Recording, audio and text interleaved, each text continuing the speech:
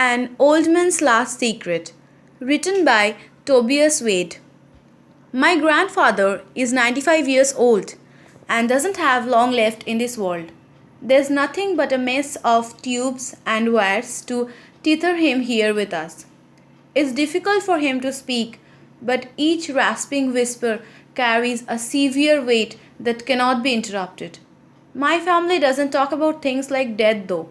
So, whenever I visit with my dad, we tend to spend most of the time sitting in a near silence. What a news week, huh? My dad might say.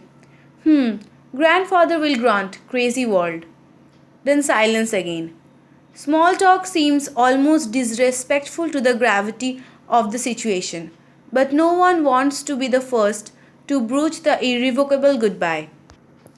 When the silence gets too loud, my dad will start to fidget with his phone or pull out a book until one of us makes an excuse to leave. That's how it went yesterday, with my father mumbling something about a dentist appointment and hurrying out the door almost as soon as we arrived. You will stay though, won't you? My grandfather asked when we were alone in the room together. You will listen to an old man's last secret? This was it then. The end of the road was in sight. Would you like me to call Dad back? I asked. Grandfather shook his head as far as the oxygen tubes would allow it to turn. I would rather he didn't know. I already knew some of the story he told me. It began when my grandfather was 20 years old, living in Nazi Germany. He had been working forced labor on a farm, but managed to smuggle my grandmother and infant father out of the country, hidden in a giant shipment.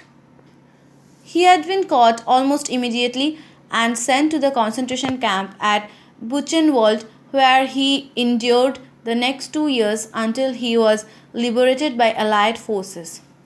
You don't have to tell me what happened there if you don't want to, I told him. I wasn't sure I wanted to hear the gruesome details. He was unusually animated and persistent, though, promising it was something that needed to be said.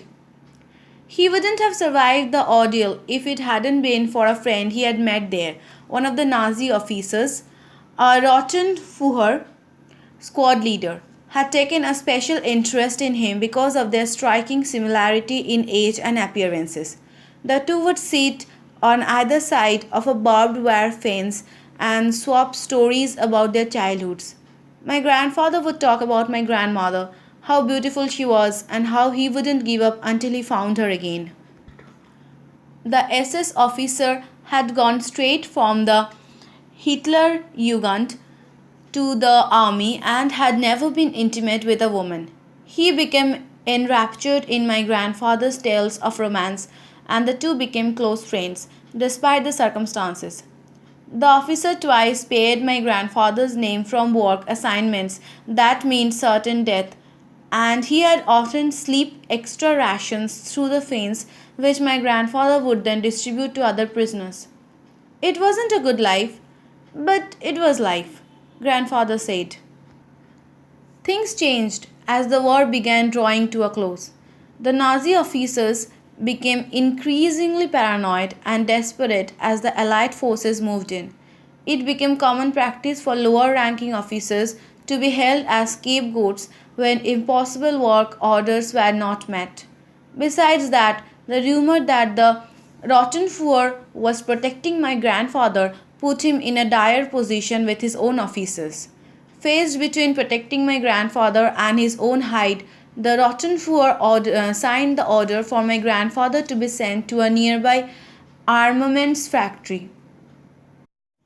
18 hours workday, starving rations, no medical attention, the factory might as well have been a death sentence. The 3 month survival rate was less than 50%. In the name of love, my grandfather pleaded to let him survive to find her again. She was waiting for him in America. The Rottenfuhrer was moved, but his decision was final. His only compromise was to record the address of where she went and send her a letter to let her know what happened to him. So, how did you survive? I asked. Did he change his mind? Were you rescued from the factory? Shielded from the worst of the camp by the Rottenfuhrer, the transition to the factory proved too difficult for the young farmer. He didn't last the first week.